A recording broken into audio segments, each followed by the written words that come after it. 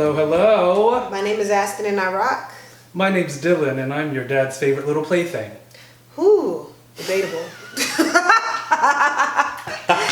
And welcome to Can't Get You Out of My Head.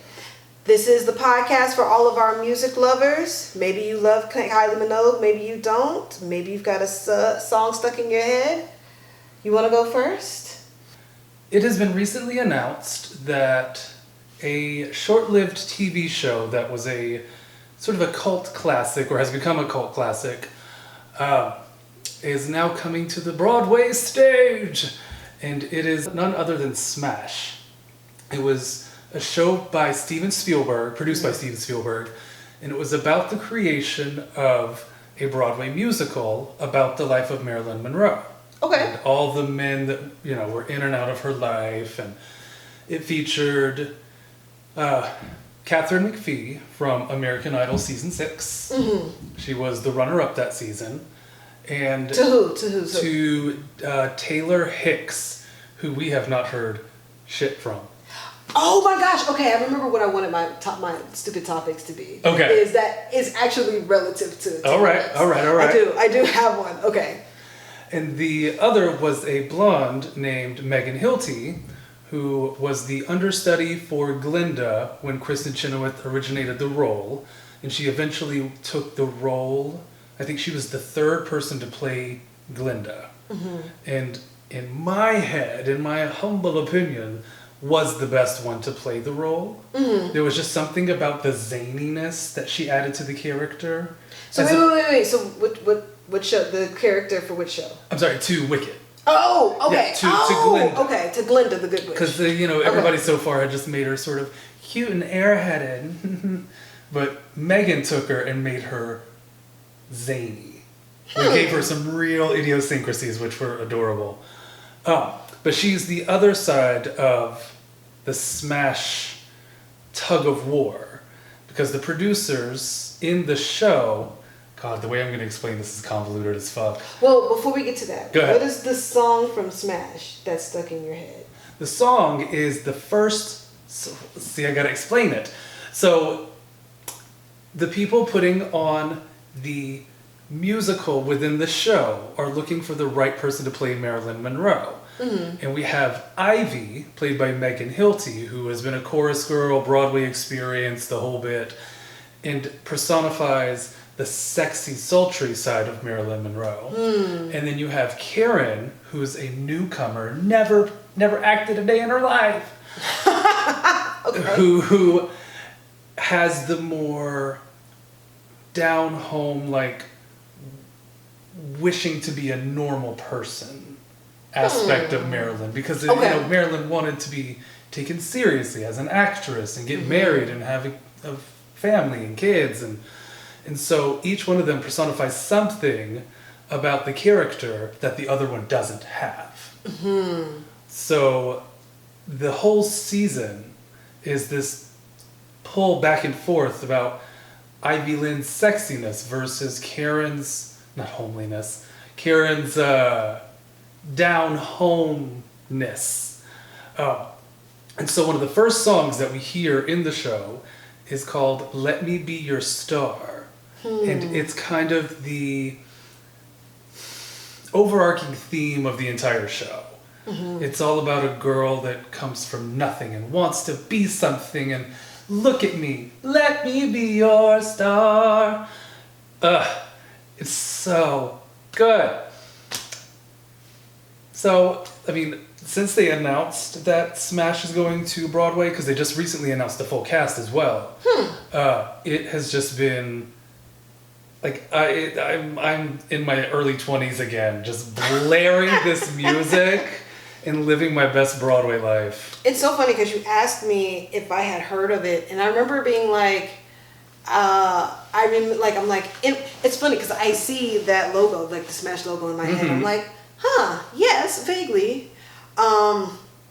And I kind of, part of the time that it was on air, I lived abroad, so I didn't see any of it. Mm-hmm. But it does take me back to a time when I was like, when you said Steven Spielberg produced a TV show, and I'm like, How fucking long has it been since Steven Spielberg produced a TV show? It was kind of a big deal that he was producing. Right. This. I remember that being the buzz about it. Running sort of concurrently to Glee ending. And so there were a lot of comparisons to Glee. But the difference was, whereas Glee was all covers, and they spun them into the narrative, whether they were performing or whether it was the internal monologue, Smash was primarily original music. And there were some covers, but in different contexts. So like Karen at one point goes to a karaoke bar with some of her friends from the show, and they convince her to get up, and she sings a Florence and the Machine song.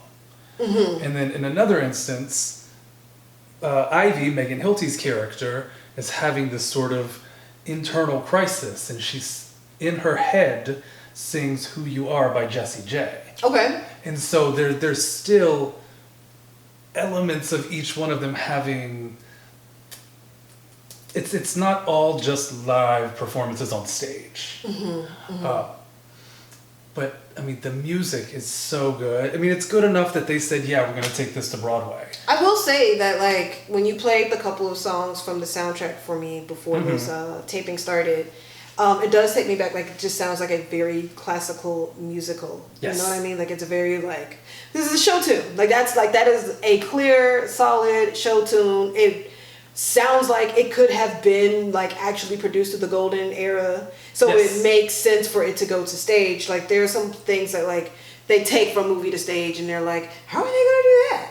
But something like this is like, well, it's kind of already written for stage already, even just by, like, the show starting with a musical number. It's like, oh, you know, it's not this let up like, oh, where's this going? Or when is the song going to drop? It's just like, boom, hit, let me be your star. And it's like, oh, well, we know why we're here. We know what it's about.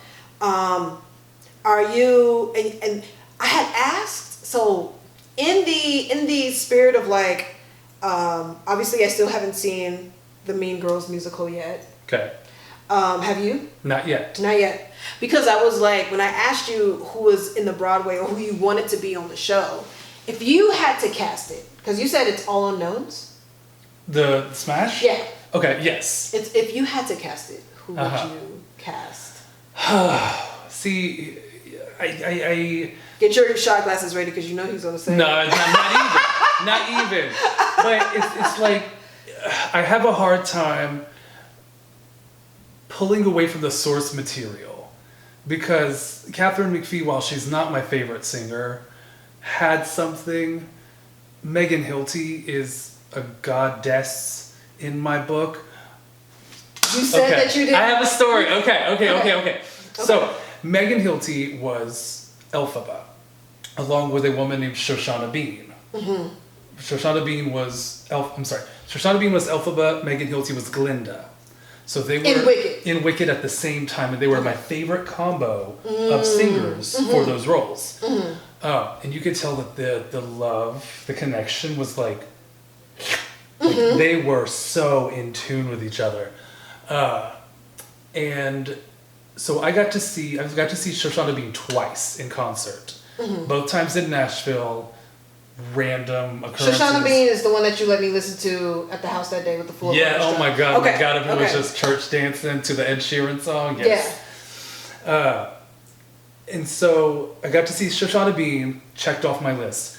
And then one day I saw Megan Hilty coming to the Nashville Symphony, and I was like, oh bitch.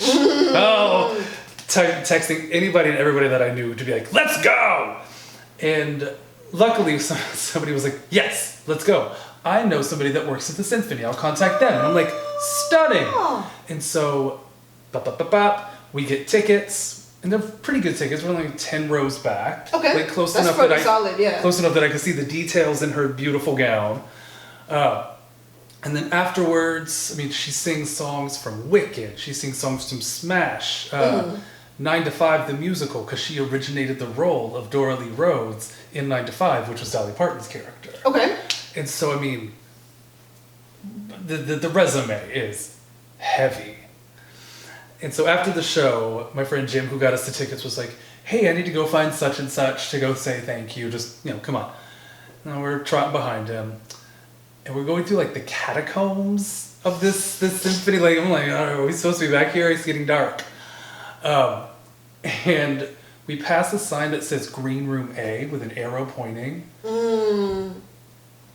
Did you meet Megan? I have been to enough theater and done enough theater to know what a green room is and who hangs out in green rooms.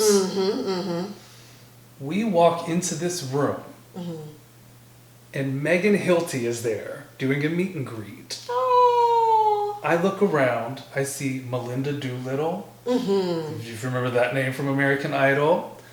Tamira Gray was there. What season? Tamira Gray was... Season 1. Season 1, okay. And just like... Boku of stars were there. And I remember seeing Megan and like getting in line to meet her. And then I remember my friends ushering me out the door. I don't remember actually meeting her. They allegedly, they said that when it came time for me to meet her, I bowed like I was meeting the queen. I blacked out. I don't remember this, but I blacked out meeting this woman, and they were like, "You bowed," and then she looked real weird. So we said, "Come on, baby, let's go home. Let's go. We gotta go." That is so funny. That is so funny. I can't be held responsible. There is a Have you watched? You said you haven't watched Swarm yet, right? No, I have. You have. Yes. What your story just took me back because I rewatched it last weekend just because I don't know, like I was doing my own nails and I was like, I just need something to play that I've already seen. And the episode where she like sees Nyjah and it's like, oh my gosh, she's dancing. And then they're like, did you just bite Queen Nyjah? And then she's like running out of there and they're like, you know who that was? That was the girl from Love and Basketball. I mean, I'll find the picture of me meeting her and post it on the Instagram. Like, it really happened. It happened. I truly love that you took a picture with her and that you don't. I don't remember it. That's so funny. I mean, I was smoking a lot of weed at the time. Fair. But. I mean, when you're nervous and you're high, it does weird things. It does weird things. That's why, like, I don't. I mean, when I met Shoshana Bean, I didn't black out, but I was in line and had my little speech ready to go. And then as soon as I get up there, she said, "Hey, how are you?" Blah, blah. Yo, you gotta get a grip. It's like I could not form words to say, like, thank you. No. Thank you for just providing entertainment. Yeah. Like, I wonder sometimes if that's sort of an undervalued thing that we as a culture don't really appreciate. Like, these singers provide us entertainment. Like, say thank you. Don't just freak out. Be like, oh my God, let me take a picture. Be like, no, thank you for doing what you do. Yeah. Because it may not change my life, but you do very good work. It's one of those things, like, whenever I perform and, I get off stage and sometimes, I'll be overthinking, like, oh, that note I hit, it was kind of flat, or, oh, I kind of, like, messed up a strum of that thing, or I couldn't hear myself. I don't know how it went, but I guess, they clapped, so it's okay, as long as they didn't boo. And then somebody will stop me and they'll be like, keep going. Yeah. You know what I mean? And it does so much just to hear somebody, even if it's just one person that's like, I see what you're doing and we want more. Like, and it's never out of like well, I'm not gonna say never, because sometimes it could be like, whoa, like that took me a long time to put that together. Like, just, wait for because they're like, what's next? Or when can I see you? Or, Calm the fuck down. Yeah. And it's while that reaction is also great, like, I'm still gracious for that. Like, you want to see more of me. A thank you or like a this inspired me because goes a really long way. Yes. And so that's why I'm also like, to those folks who are like, Rihanna, where is the new album? She gave us 8 albums, 8 years in a row. That part. Let that bitch rest. Say thank you. Lift me up. Hold me down. It's all on the lips. She gave you one song. I love that bitch. Say thank you. That bitch is fabulous. shout out to I love that Bresha so Webb. much. Shout out to Bresha Webb. The world is about. Thank you, Bresha Webb, for providing entertainment. Thank you. And that's spot on, Rihanna. Yes. So yeah, like I think Shoshana knew what you were trying to say. Yes. It is the same thing with Megan. I'm sure I said thank you in some way by bowing. You were bowing. But like, all that to say, could I cast the new musical? Yes. Do I want to? No, because I don't want to change the source material. It's so near and dear to my heart. Yeah. Because it was also at a time where I was still doing theater, and I was making my own music, and like these two girls, Shoshana and Megan, were just inspiration down. Yeah. So you're like, give the new girls a chance. Like, let's see what they got. Let's see what they got. It's the same. They're doing Burlesque the musical, and it's not gonna be Christina Aguilera or Cher, but like, I'm sure it's gonna be great. Yeah. Oh yeah. We want that too. Are you gonna go see it when it's on Broadway? Absolutely not. Not Burlesque, Smash. Oh yes. Oh, no. Burlesque Smash. You're like, okay. Absolutely not. You reacted like I said. Are you gonna go see Coyote Ugly when it has its new release? Can't fight the moonlight deep in the dark. You'll surrender your heart, don't you know that you can't fight the moonlight low.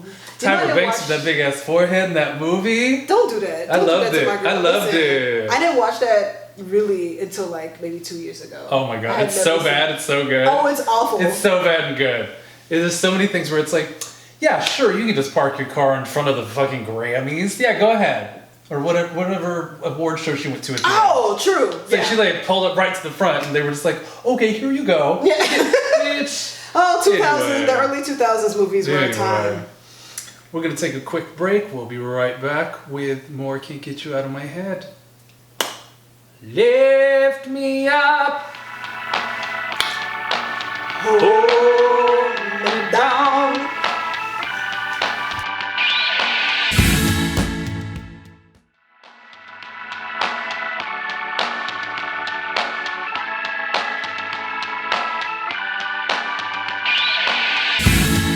Awesome, and we're back with Can't Get You Out of My Head. Can't get you out of my head.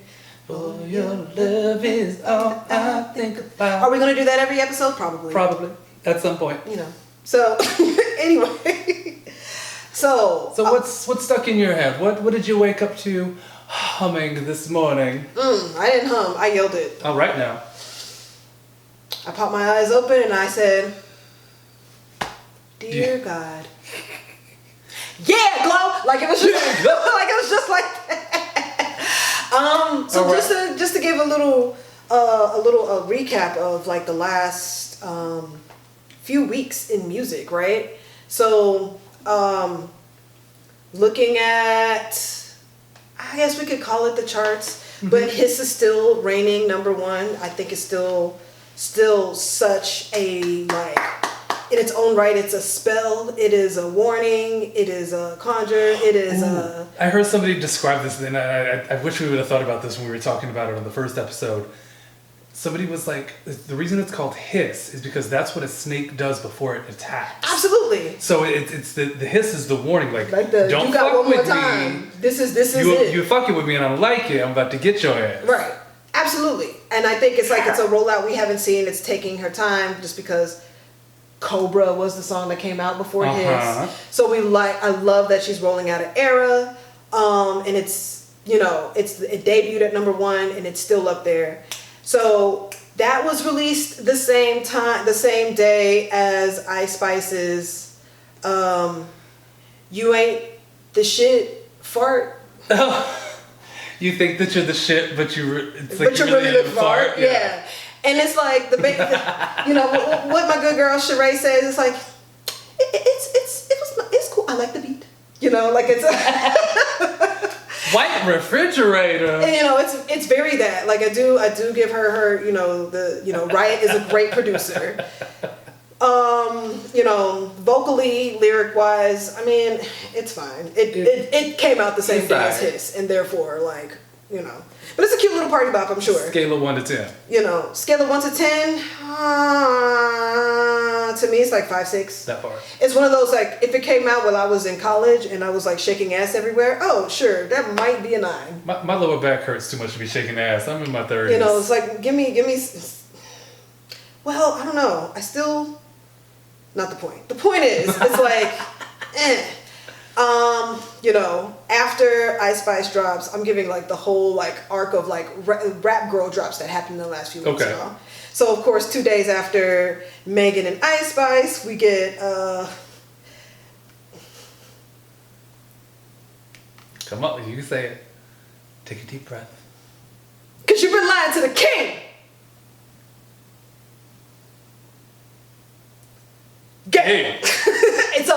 And that's all we gotta say about that. It fell, I think, 80 something, 90 something slots on the charts. It was, you know, it happened.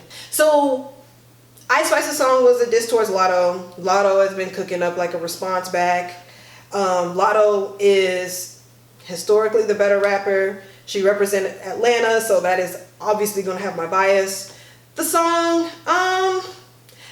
going to be honest, I don't know that I listened to it in full, but the snippets I heard, I don't know. I think Lotto is still trying to cultivate an identity. I think she has hits. I think she has real talent. I think her bars are they're unfuckwittable. But this one, I was like, I don't know. Unfuckwittable. That is a new verb. Adjective. I passed English. You know. So that happened.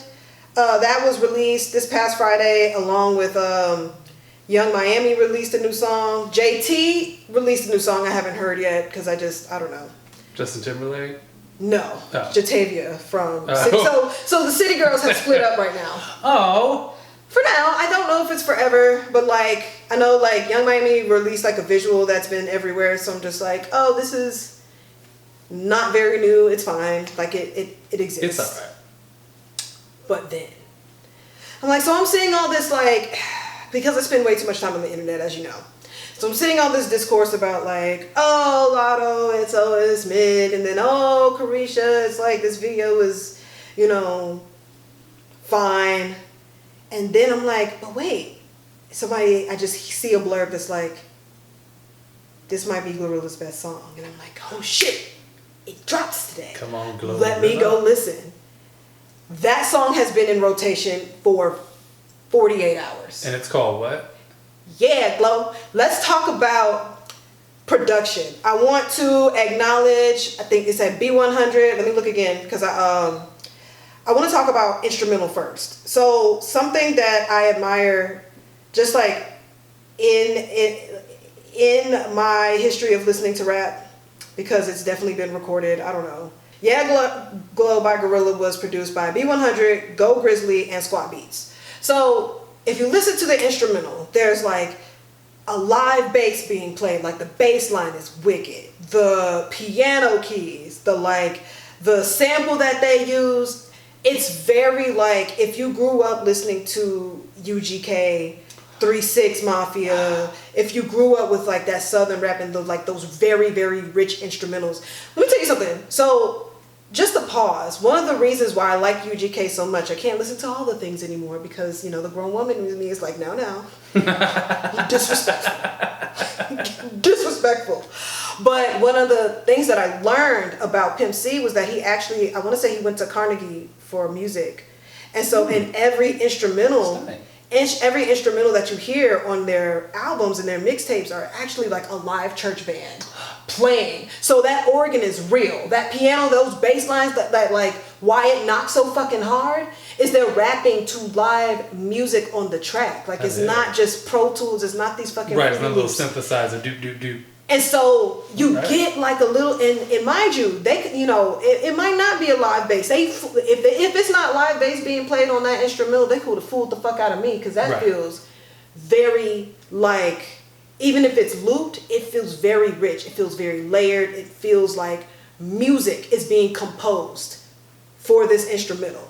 And that's why I can't wait until the instrumental drops, because it's like, I ain't no rapper, but I'm gonna give it a shot, because I want to put a verse on. Like it's that. It's like I can't wait to hear if other people like throw verses on a mixtape with that beat. Like I haven't heard a beat like that in a long time that made me excited to hear other people's freestyles. Does that make sense? Absolutely. And so like I haven't had a moment like that in a while. And so that's the beat. Now let's get into the lyrics. Stop overthinking. These hoes can't fuck with you. I had to stop. I was like, how did you know I had anxiety? That was for me. Like, it's like to hear somebody root for themselves. It's like the song, you hear them rooting for yourself, so it makes you want to root for you. In the video, it's like her working all these different jobs that she's had in her life. She's been to jail. She's worked at Popeyes, all that shit. And it's like, you see like her giving money to the young girls, and then they're giving money to like the elders. It's like this intergenerational thing going on. It's like, her real name, like her actual name is Gloria Hallelujah. Like her middle name is Hallelujah. I love that. Country as fuck. Like you were meant to be like the hood gospel. Like I think that was prophesied for you, GloRilla, and I love that. Like I just know, like this is the gym song. This is the club song. This is the like, why I'm crying over this. You know what I'm saying? Why I'm crying over this. Like yeah, Glo. You know what I'm saying? Like I truly love this. I have not been, I mean, when Hits dropped, obviously I was really excited about that. Mm-hmm. I didn't know that I would be as excited for another rap song as quickly, just because, I don't know, man, like, you know, knees be damned. I don't be excited about like rap like that unless I'm shaking ass, you know, or when, you know, I finally listened to Kari Fo's album that we talked about in the first episode. Like I get excited when there's lyrics, and I get excited when there's actual music, like actual like composition, like a musician is behind this. Yes. I get excited about that, because that is what makes a rap track timeless. You know what I'm saying? That is what makes, you know, and that's no tea, no shade to, you know, the mumble rappers out there. You know, there's a lane for you. I'm not there. I'm not the target market for that. And sorry to interrupt, but like, I really enjoy when a rap song tells me a story both lyrically and musically. Mm-hmm, and I mean, not to deviate, but Kendrick Lamar is one of the best examples of that. Oh, absolutely. Baby. Absolutely. Damn, that entire album. That's his best for me. That's his best. It's a toss-up between Damn or Mad City. Okay. It's a toss-up. His albums are because they all tell stories. The song on Damn, I think it's not on Damn. On To Pimp a Butterfly. Okay. I think it's track number 2 with the clarinet. This dick ain't free. Yes. Oh my God, yes. This dick ain't free. That shit is so good. And it's like, not only is it lyrically excellent, but like musically, holy shit, you put it's so much chaos. It's so much chaos. You put some work into that. Yeah. And so that is, you know, so of all the girls, you know, this weekend, like, Meg's song is still charting at number 1. Mm-hmm. It'll stay there. It's gonna stay there, but GloRilla, I hope that like it slides in at that like number 2, number 3, because this is honestly like a song for the summer too. Like if we're not jumping around and our Daisy Dukes shouting Glow, then what the fuck are we doing? Like you know, like it's it's the spring cleaning song. It's like what abundant you sage in your house. Abundance. Yeah. I love that. Yeah, so that is a song that is probably going to get played at least 12 more times when Monday starts. Yeah. What'd you think of it when I played it for you? Baby, it was an instant head bopper. I turned it on like it was like 5 seconds and you was like, It's like as soon as you put it on, it's the body rolls start. It starts in the neck, the shoulders, then goes down to the hips. And you can't help but make the stank face too. Absolutely. It's like, Absolutely. I just smell something. Ooh, this is good. Ooh. Yeah. And like the line about, oh shit, something about going to jail. What was it? Oh, before before I let a bitch play with me, I'm eating jail food. Bitch, I ran out the room. That was so good. Yeah. I mean, no notes. No notes. Like solid. I've heard of GloRilla before, but I'm really glad that she did this because I agree with you. I think that this really has the potential to be sort of the push to really get her onto the same level as some of these other girlies, because she's as good as, if not better, than some of the girlies who are out here, but on a different echelon than her. So I'm hoping that this gives her the push it needs. I think it will because something that I saw and that I wanted to bring up is someone was saying that the difference between this song for GloRilla and with some of the other rap girls, and that's why I did the rainbow of who came out and stuff. Because somebody even pointed out that Carisha's Young Miami, her song wasn't even mixing. It doesn't sound mixed and mastered. It's voice and beat. It's what I can agree with. Someone was saying how GloRilla has a certain sound, and this just feels like the elevation of that sound. Yeah. Whereas, even with Meg, I still think Meg is a star. I still think Meg is top tier. I think she's still one of the best rappers out because, I'm going to give it to somebody that freestyles. She looks good doing it. She's won the respect of both Bun B and Pimp C's wife. All of those things, she's, all the things that folks are doing, folks say to do, it's put the pen to paper and let the music speak for itself. Yeah. I'm excited about this new era because she's in charge of her own music, right? She got publishing rights. She owns her masters. I think that's winner material. That's a deal that I haven't heard of before. Right. I think this is one of the first times right. that she gets to retain the masters, publishing rights, gets almost pretty much everything. Everything. And I don't know if that includes music before too, but it definitely applies to the music that she's going to record moving forward. And that's amazing. Yes. The albums that she recorded, I heard Traumazine was great. I haven't listened to it because it does I can tell it comes from a sad place. And while I love a sad girl album, I was I don't think I can listen to this yet. It's not sad girl summer yet. Her album Good News, I remember feeling the music that she made for her mixtapes just were better than the music that she made for her albums, which could happen time to time. Because I felt like they were trying to cross her over, and she does. And she's a great crossover artist. She does that very well. I will say Circles. That's still my little bop. Really? Circles. I just feel like every beat on that album is just a sped up song, and so that's why it's I wanted to like Circles. It just didn't do it for me. So, what you want to do a bad bitch wrong? It's okay. I love it so much. I love it so much. But some of the other because I'm still I'm rooting for Sweetie, and right now I'm rooting for her. Yes. But I can see that she's kind of struggling to find. Let's do an episode about Sweetie. I just feel like she really is a fun girl. She's a fellow Cancer like myself. You know what I'm saying? So I'm always rooting, for the summer girls. But she was on a little mix song. Have you ever heard that? Confetti? I think so. I think I did hear a little bit of it. Yeah. I think she's fun. I think right now I can tell she's kind of refining her target market. And she's talked about how last year, 2023, she did an interview and she was like, this year was actually extremely frustrating. And so, so in comparison to one of the reasons why GloRilla skyrocketed so fast, because literally she was popular on TikTok, and then 6 months later she's performing on the stage for the Hip Hop Source Awards, is because her sound is so distinctly her. Yeah. And so this sound, with some money behind it, is still distinctly her. And some people, I just remember people trying to count her out oh yeah, now that we got Sexy Red, GloRilla, you flopping. And it's silence. It's only been a year.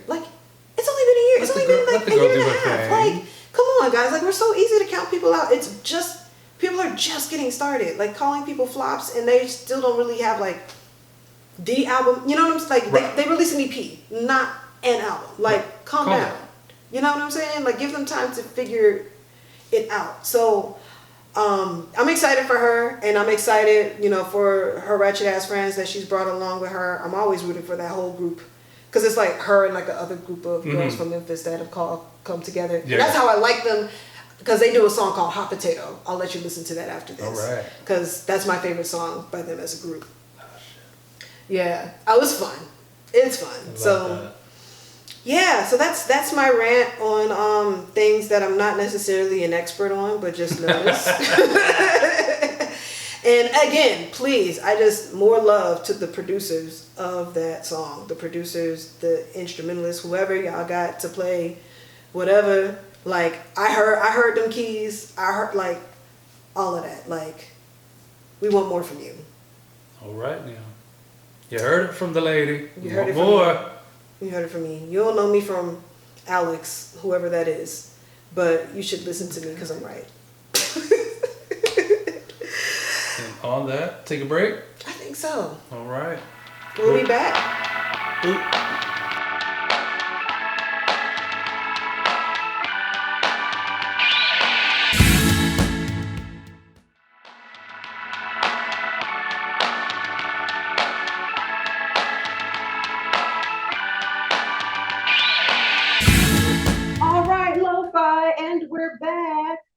We had to switch recording devices, so apologies in the change in quality. Hey man, if it's even noticeable. It's our third day out here. So, you knew where these streets. That looks huge. It looks really cool though. Thank you. I just got it today. Yeah, it's really nice. Thank you. Is that like what metal is that? I don't know, but it's I just like that it's like scalloped. Yeah, I can see it. Like, that's really cool. So now it's time for the music news portion. We have some birthdays and some anniversaries that just passed. All right, let's start with the anniversary. So earlier I said I had a funny story about Taylor Hicks. You did. And so it made me think of like this past Friday was the 13th anniversary of Rebecca Black's song Friday. Oh. Okay. So it takes me back to Oakland College at the time. And Josh Flory, Josh, that is one of my colleagues, one of my college friends, and we were producing his short at the time. And we were kind of talking about music, and he was telling me how he was like, oh yeah, I know the Roots because they're Jimmy Fallon's band. I was like, what do you mean they're Jimmy Fallon's band? What do you? Oh, are you telling me? No, it's like. I was like, what do you mean the Jimmy Fallon thing? At the time, I didn't know that they had just started playing on Jimmy Fallon because I've been listening to the Roots. I was like a child, right? And so I'm like, no, I was like, oh, they've got a constant gig. That's fucking fire. I didn't know this. He was like, oh, so you knew about? I was like, yeah, I know about the Roots. Because he's like, oh yeah, because we were talking about raising money for the film, and I think he was like, we should do our own cover on Friday, and I was like, what's the cover of Friday? Like, what is Friday? So I found out that the Roots were on Jimmy Fallon the same day I found out about Friday, because the Roots do a cover of Friday on Jimmy Fallon. Uh-huh. And who makes a guest appearance on the third verse? None other than Taylor Hicks.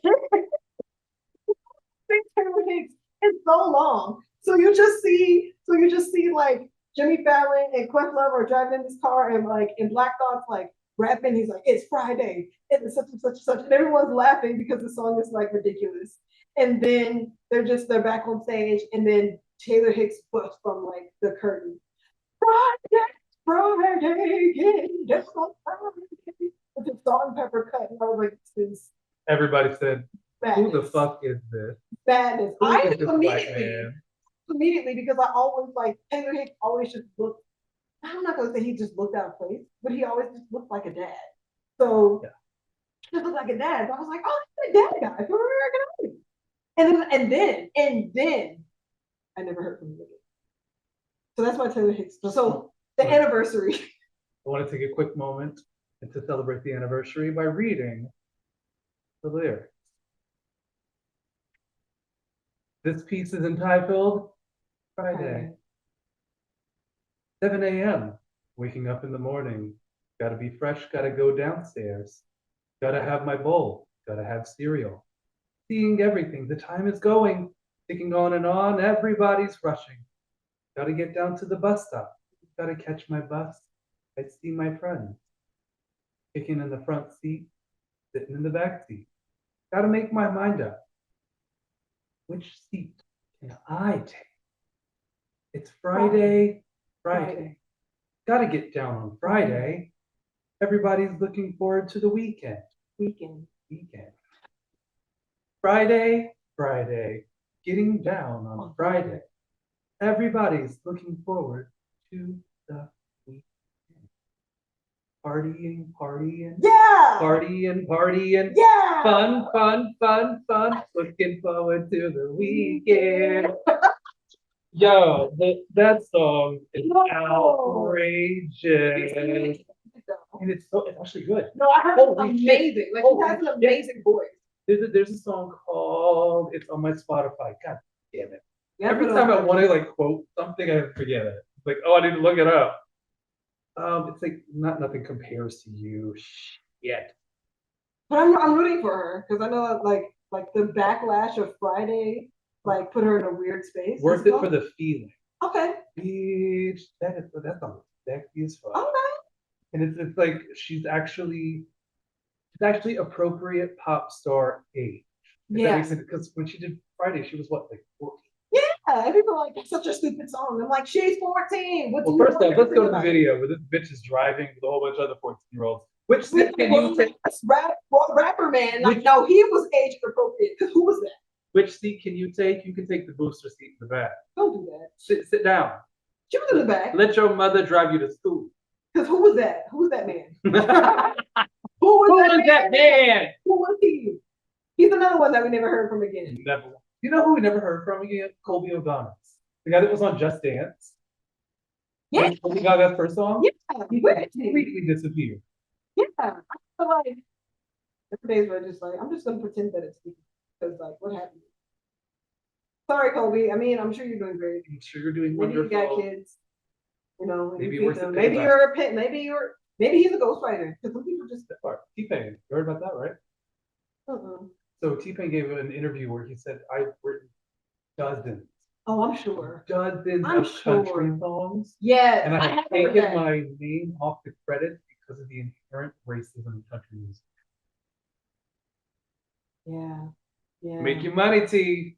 Okay, Make your money. Hello. So other anniversaries today is February 11th. We know that this is dropping on B-Day. But today is I think it's the 12th anniversary of it's either the 12th or also the 13th anniversary of Whitney Houston passing. Oh.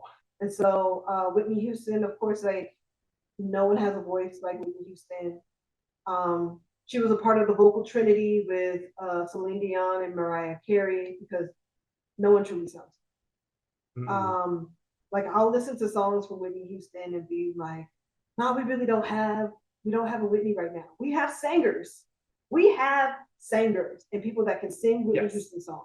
Yes. But they don't have her, like her voice is like powerful. And you know, I miss it.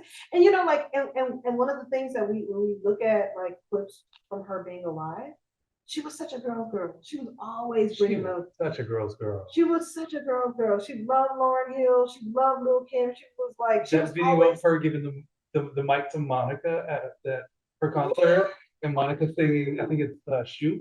Yeah. Baby. Every time somebody's like, "We miss you, Whitney," you would have loved the new girl. Yeah. She would have absolutely good for like Megan, GloRilla, all of them. Could you imagine a Whitney Houston and Megan Thee Stallion collaboration? We were wrong. We were wrong. What's your favorite Whitney Houston song? Ooh. Yep. Okay. We're going there. You cannot name more than one out of her entire discography. What? I Have Nothing. Sunny. I Have Nothing. Which is actually, I was reading an article last night about the top 10 songs with the best key changes. And that song was on there. It should be. Yeah. Because that key, because she changes keys, I feel like several times. Twice. Okay. But they're so smooth. Yeah. And they're so effortless. Yes. And so and I just love a good progression. Like she starts off and gets louder.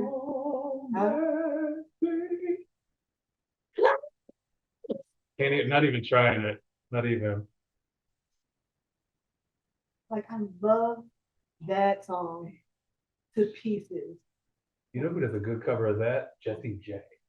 I can see that. Holy shit. I can see that. I think that's right. That's we gonna have a day where we watch Jessie J in 2018 entered this contest in Asia. I forget where.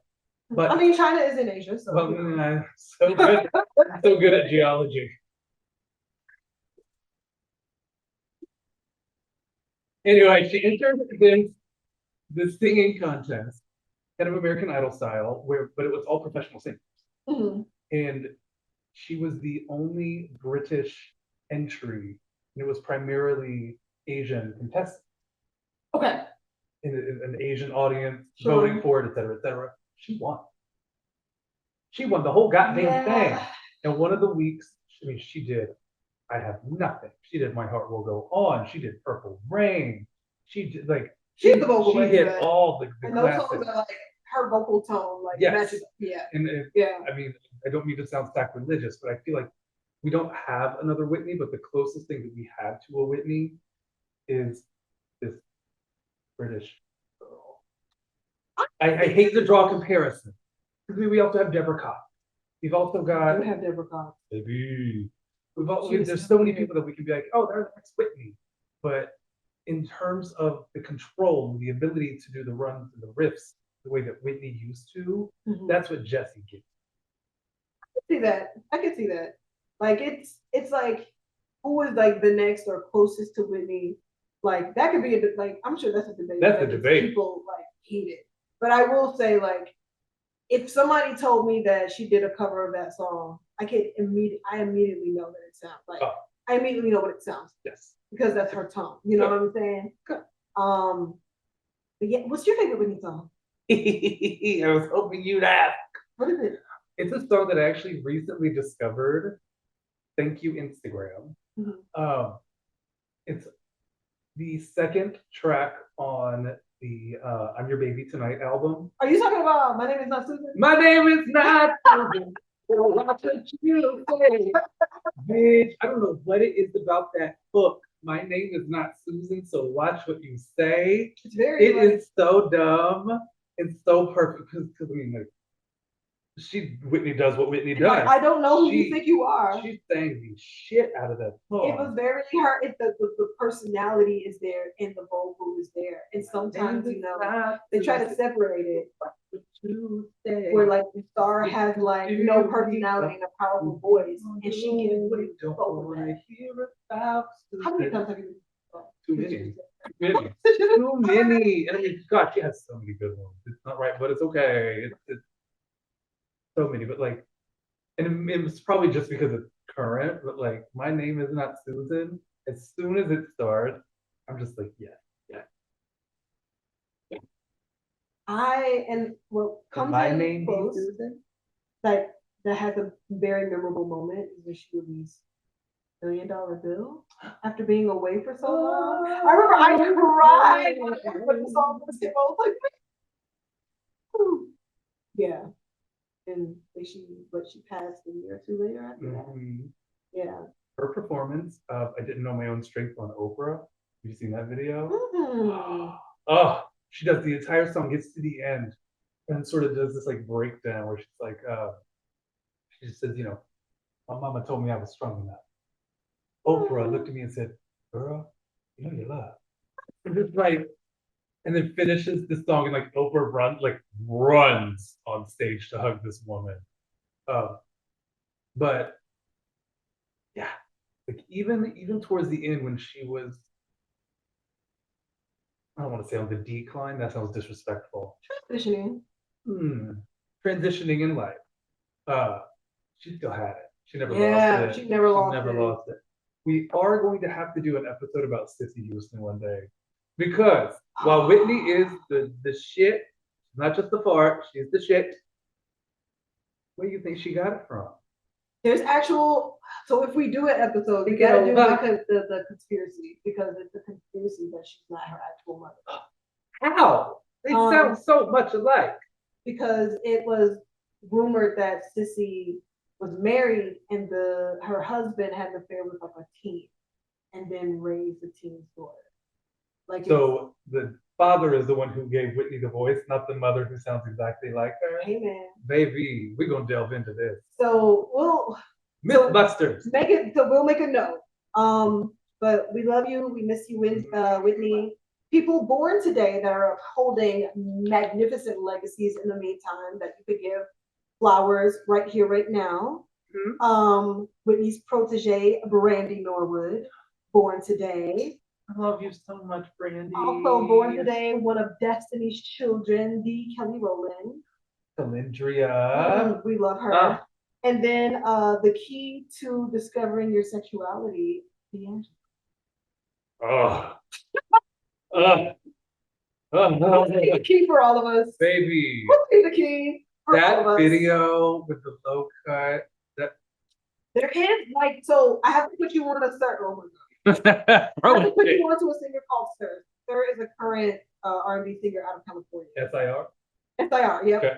And he just released a very, very similar video. All right. And so, like keep the legacy strong.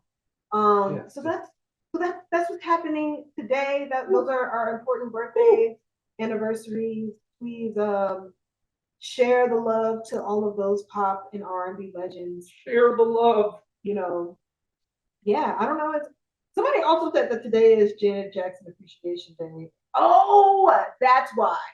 I was like, why is that? Because it's probably the anniversary of the Super Bowl thing. Probably. Yeah. Which why when people are talking about I felt like, I don't know why you guys are holding grudges over Justin Timberlake with a relationship that happened so long ago. It's like, let me tell you something. Yeah. I grew up in a pro Janet Jackson household. Mm-hmm. It's been fucked. Right. So whatever he did against Britney, that's just added fire. So, may he have the day he. And that's the best way to put it. May he get everything he deserves in life. Mm-hmm. Yep. I'm not the judge. What else we got in music news? Well, this morning, the Rock and Roll Hall of Fame nominees were announced, not the inductees. Nominees. So who do we got? So, we've got Sinead O'Connor, posthumously. She will probably get in. She'll probably get in. We've got Oasis. Okay. Love me. You're gonna be the one that saves me. And after all, you're my wonderwall. Oh my God, world changing. After that, we've got Lenny Kravitz. Ooh, Grammys, that little sheer outfit. Listen. Ooh. Next, we have Kool and the Gang. Okay. Ooh, it's overdue. Right. That's overdue. We've got Jane's Addiction. Okay. I've seen the name before. Peter Frampton. Has he written anything I would know? He has written stuff that I don't know, if that helps. Oh, okay. Foreigner, Eric B. and Rakim, which is a hip hop duo. Absolutely. Tribe Called Quest. Ooh, okay. Rooting. We're rooting. The Dave Matthews Band. Caucasians. We've got, and the others are Dave starting Matthews to get. Band, was that Matchbox 20 or Dave Matthews Band that they were singing in Barbie? They're singing Matchbox 20 in Barbie. Okay. They were all that to me, like Matchbox 20, Counting Crows, Dave Matthews. Yeah, I will. Yeah, I will. After that, we've got Mariah Carey, the songwriter that invented Christmas. Because I mean, the what am I trying to say? The qualifications for being nominated is that you have to have 25 years of experience since your first rap. Okay. So Mariah Carey, Ozzy Osbourne, who has already been inducted via Black Sabbath. Okay. So this would be him as a solo artist. Okay. He'll get it. Mary J. Blige. This is her second or third time being nominated. Yeah. Maybe she'll get it. Okay. Sade. Okay. And then the one that I'm rooting for in the opposite direction, Cher. That you don't want her to get in. No, and I tell you why. So during Christmas, when she was promoting the new Christmas song, the Christmas album, which is actually really fun, by the way. DJ play a Christmas song. Right? You want me to go listen to it?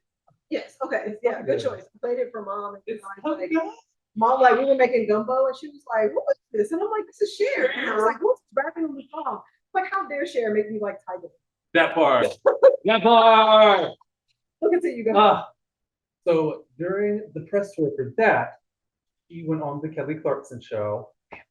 I'm gonna do an episode without saying her name at some point. Take a shot. He went on the Kelly Clarkson show and was talking about talking about the new album because it had just hit #1 with DJ Play a Christmas Song, and she became only the second artist or act in history to have that #1 hits in 7 decades. The only other act is the Rolling Stones. And 2 quotes from that interview is she said, "It took 4 of them to do what 1 of me does." I mean, I would pew. I would right. And then she follows that up with saying, "But I'm not in the Rock and Roll Hall of Fame." And everybody in the audience just gave a collective, "What?" Because I'm sorry, the qualifications are 25 years. This woman has been out since the 60s, right? And so Kelly was like, no, we got to fix that. She was like, no, if they tried to nominate me, I would tell them to go fuck themselves. I don't need them. I don't need their validation. So now they're going to try. You think they're going to try? So I think that what happened is that interview came out, and then some intern at the Rock and Roll Hall of Fame was like, guys, we forgot Cher. We see everyone. We forgot Cher. And so I really do hope that in the same way that Dolly Parton initially turned down the nomination and eventually took it, that Cher just says, no, I don't want it. Okay. Will they nominate her or induct her posthumously? Probably. But while she's alive, I really hope she fights the fight of no. Fuck you guys. I have been around for 70 fucking years. And you're just now telling me that I'm good enough to be in this? When you've inducted Eminem, you've inducted people that have come out 20, 30, 40 years after me. Go fuck yourself. Love that. And she's just badass enough to do it. I feel that. Yeah. I can root for that. I'm actually like, so this is going to sound the way that it sounds, but despite us knowing the words to Oasis, I actually am also rooting against them. So not because it's the running joke to like hate that song. More like no Oasis, am I right? But so I didn't know this, but Jay-Z, do you know the story? So there was this clip that came out that one year he was the headliner for, I think, Gloucester? Okay. And Gloucester. Okay, thank you. So Oasis, the lead singer of Oasis, was like, Gloucester is no place for rap. Rap doesn't need to be on the set list, and especially not as a headliner. So the first thing Jay-Z does when he gets on stage, and make sure that it's Gloucester and not another festival. Go ahead. Okay, so Jay-Z gets on stage, fights a good fight. He gets on stage, takes like one of like his live band's guitars. Obviously, he doesn't know how to play it, but he's just strumming it like really annoyingly, and the entire crowd sings Wonderwall with him. Oh my god. It's so good. Funny. It's so good. He was like, I just want to. So he starts like today, like the whole crowd is singing with him, and then like after the first verse, they jump straight into 99. It was Glastonbury. It was Glastonbury. Okay. Yes. Okay. 2008. Noel Gallagher, first off, fuck you, said that people weren't going to go to the festival with Jay-Z headline. And it was sold out. Glastonbury has a tradition of guitar music, and even when they throw in the odd curveball in on a Sunday night, you go, Kylie Minogue? I don't know about it, but I'm not having hip hop at Glastonbury. It's wrong. Start your own fucking music festival, Noel Gallagher. So, if you want to talk about Rock and Roll Hall of Fame, because isn't Jay-Z already in the Rock and Roll Hall of Fame? I believe so. And you're telling me Oasis has to be nominated in the year of our Lord 2024? Wow. Also, you bring don't. I'll say this one time. Don't you ever bring Kylie Minogue into this? He didn't do a damn thing to you. Nothing to do with you. You gonna catch him here? Fight this man. I will fight him. How old is he? Old enough for me to take. Old enough that I'll win. You rather eat jail food than let him slide. Huh? That part. I'll eat jail food. So shout out to all the nominees. There's some heavy hitters on there. I hope that Mary J. Blige also ends up saying fuck them at this point. I feel like they've been nominating her over and over, that I honestly thought that they inducted her at this point. But Sade's great. Yeah, it's a very Cool in the Game has not been inducted. Like, you want to talk about somebody that was popular in the 70s, you want to talk about somebody who's been sampled over and over and over and over. Give me a fucking break. The qualification. Oh, that makes me angry a little bit. Part of this, I wonder, is it kind of the whole buy it kind of situation where everyone's like, oh, you can buy a Grammy. I'm sorry. Because there has to be some sort of seniority that plays into this, right? Yeah. And so I go back to Eminem. Eminem's already in this. You're telling me that Eminem, as great as he is, the rap god himself, is better than Kool in the Gang. Yeah. Cher. Like Mariah, people that were out years before him. I would love to hear Eminem try to sing Vision of Love. But you know what she did sing for Eminem? Why you so obsessed with me? Boy, I wanna know. Yeah. No, I'm not. I have thoughts, but we'll leave it there. We'll leave it there. We know who we're rooting for. We will obviously check back in with who got in. I haven't said. Do you want to take bets? Let's take bets. Name off of this list. Name the 5 people that will make it in. I actually will drop kick somebody if Kool in the Gang doesn't. Okay, that's Kool in the Gang. I would say Eric B and Rakim. Okay. And then my third, I feel. Can I do 4? You do 4. Well, because I feel I don't think Sinead O'Connor should count, because I think you said posthumously you think they're gonna put her in. She will absolutely get it. So I don't feel like we should bet. Should we bet on that? Is she one of your 5? I mean, she can be, but I feel like it's kind of like the free space in bingo. Yeah. But I think Sade and I think the those are does that 5? That's 5. Okay, that's mine. All right. I'm gonna say Sade, Tribe Called Quest, Mariah, Kool in the Gang, Sinead. Okay. I mean, it's both solid lists. I'm rooting for, there's some overlap there, but for case of, intended purposes, I'm rooting for all 10. Hey, they've done something I haven't. Hello. But it also brings up the question, what is rock and roll? That's something I want to touch on next episode, because I do think that it's interesting that rock and roll is inducting all of these folks that are from different genres. Yeah. And, you know, there's so many blues musicians that get inducted posthumously like 40, 50 years after they've already died, which is also weird. Again, like how does Eminem get in before people who have like literally pioneered? Right. So yeah, I definitely think that deserves it. Yeah. On the episode where we talk about who got inducted, we'll do a deep dive into. Let's do it. I'm with into that.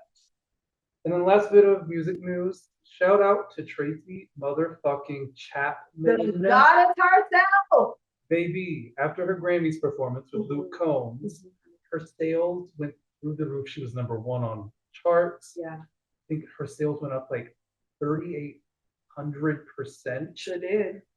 And I mean, Luke Combs also saw a spike in sales. Congratulations to him. But Tracy, if you Tracy, I really hope that she uses the momentum behind her to announce the tour. She might. I feel like she'll do it just one time. I don't need new music. I don't need a new album. Yeah. Just tour. When's the last time she toured? Probably 90s? Early 2000s? Likely. I think maybe 2000. Apparently she went on David. Okay. Like late 2000. It was like in 2012. Okay. So it was still like a long time ago. I'm really happy. First of all, I love to know that I am not the only one that's very crying when she went on stage. I've watched. How many times have you watched that performance? I've watched it so many times. And there's something so like, it just hits you right in the center of your chest. When that light comes and you see how excited she is, to see how many people are excited about her. Oh my gosh. It brings me so much joy every single time I watch it. Because she's really just like, oh, I guess I'm just here to enjoy music and maybe so I don't get by. It's fine. And then like the noise startles her, and then the light on her face, like you can see like she's holding back tears. She's so good. But still doesn't, and it's a note, doesn't creep, but you can see it in her eyes and like her heart is full. I mean, the more that I've watched it, I know we talked about this in one of the first episodes, like how I didn't really think Luke Combs needed to be there, but I will say it's growing on you. I appreciate the fact that he stepped back and let her lead, because even going into the chorus, I remember when we were driving, he didn't come in until driving. Like she had that lead in praise. Right. And he was there to support her. He was just like, at the end of the day, this is her song. I'm just here to she's the reason I'm standing here. Right. She's the and you can see that he fully surrenders to that moment. Love the fact that it started a debate about whether or not Fast Car was a love song. And it's like, do y'all not hear in the last verse that the person drives away in a fast car and abandons the singer? Like, are you dumb? Do you think it's about Alice Walker? I actually think Give Me One Reason is about Alice. Work. I actually think that, because when I did the lineup, because I think that she met her after that album had already come out. So I don't know the whole story, but because Give Me One Reason is actually how I discovered it. Okay. So, and I love that song. That's also one of my go-to karaoke joints. You know who does a good cover of it? Cool. Do they need to get their shot glass ready? Get your shot glass. I'm so sick. Baby, no, it is so goddamn good. It's actually like her second kid, and so she had. Oh, she has that matriarchal voice. Oh, those notes that she can get flavor. Like she still has the like the heft to the diaphragm. I mean, the girl can blow no matter what. But there was something special about her during her pregnancies when her voice was lower. Mm-hmm.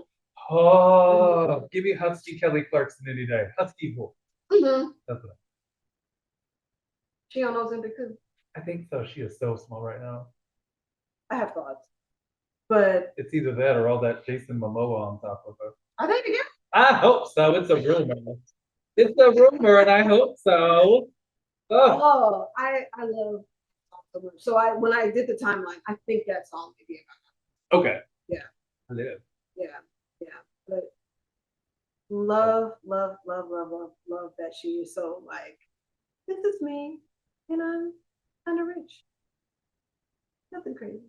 I mean, if you don't know Tracy Chapman other than Fast Car and give me one reason, please check out her other shit. Please do. Sub City, Bang Bang, like it is. I really encourage like because like I know that folk isn't everybody's go-to. Because even like I will say the album Fast Car is on. I had never listened to that album until like it's a beautiful, it's a gorgeous piece. It's so gorgeous, and she does talk about like racial injustice, and she does talk about like like this never-ending cycle of poverty. It's in all of her songs, like it's like her voice is so sweet and so simple.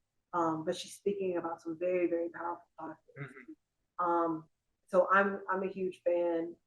Again, I think she is one of those people that like you don't think about it. There's some people that I don't cognizantly think about meeting. Right. And then when I think about meeting Tracy Chapman, I think like, oh no, I might actually.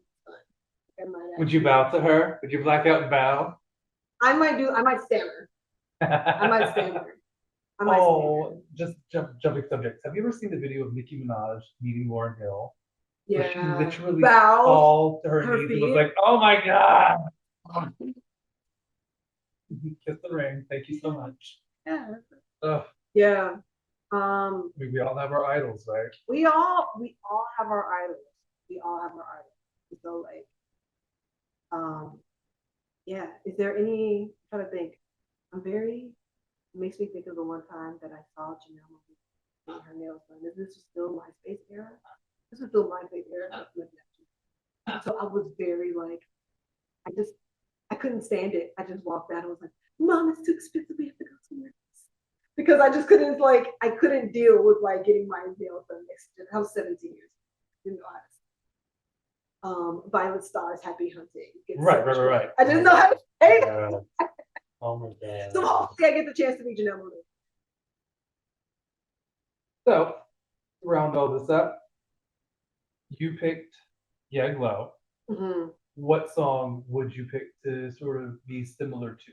So, another song that has dropped very recently, female rapper out of Texas. Her name is Mona Leo. She has a really fun music video. I'm gonna play it for you after. All right. And it's called Don Julio or Don Julio, like it's spelled DonWholeo. And of course, like she's playing with bottles of Don Julio, like in the but she's like rapping her ass off. It's very threatening. She's super gorgeous. Okay. In real life, like she was actually training to be a mortician. So it's like when she talks about like, people like, oh no, like you're not afraid of death. But she's a lot of fun. So that's probably like the song itself. I don't know that it's like relative. It's like not the same thematically. Yeah. But it is like fun. It is very like hardcore. It's to still get you hyped. It's on to get you hyped. Yeah. And again, like you'll see why I'm like, oh, I have to show him. All right. Yeah. What about you? So I mean, as far as Smash goes. What is I guess like what is a musical number that I don't know that there's anything up and coming that reminds you about Smash, but like actually, check out the musical Some Like It Hot. It is currently on Broadway. Okay. And there is a song from Smash called Let's Be Bad. And the producers of Some Like It Hot liked that song so much that they said, we need to have this song in our show. So, Let's Be Bad from Smash, written for the TV show, is now currently part of the Some Like It Hot musical number. I don't know. It's just one of the numbers in the show. Yeah. So, sonically, we're in the sort of the same. Yeah, it is. It's the same world. Same time period. It's very jazzy. Check out Some Like It Hot. Yeah. Some Like It Hot, is that the one? Diamonds from a Girlfriend's Friend is from Some Like It Hot, right? Diamonds are a girl's best. Is that from Some Like It Hot? The movie. Rouge? Huh? Rouge? When my girl, when Marilyn Monroe sings it. Oh, you're talking about Marilyn Monroe. Hold on. Like, I went to Moulin Rouge. Diamonds are a girl's best friend. I mean, it's the same song, but It is the same song. But, I mean, you know, it's just like, oh, they just seem to be sharing just Marilyn Monroe songs of all of these different, like. It was "So Diamonds Are a Girl's Best Friend" is a jazz song introduced by Carol Channing in the original Broadway production of Gentlemen Prefer Blonde. That's the one. Okay, Jennifer Prefer Blonde. And then that was a movie. Because I watched that on the plane. And there's this scene where Marilyn Monroe and I forget the other actress, but their entrance, their stroll, their stride, walking in the scene, like it lives in my head rent free. I mean, that's the iconic pink dress. Those are the guys in the diamond. Yes. Yeah. So I think that Let's Be Bad. It's like that was a great. God. And just look at her with that hand. You know that she is a sassy bitch. Yeah. Ugh. Ugh. Anyway, that's all the time we have for this week. Thank you so much for tuning in to Can't Get You Out of My Head, a podcast dedicated to all our favorite earworms. My name's Dylan. I am a homosexual. My name is Axton, and I am a cinephile. Have you come out to your parents about that? They spent money on my tuition, so you know. Mom, Dad, I have to tell you something. Take care, guys, and we'll see you next week. Diamonds are a girl's best friend.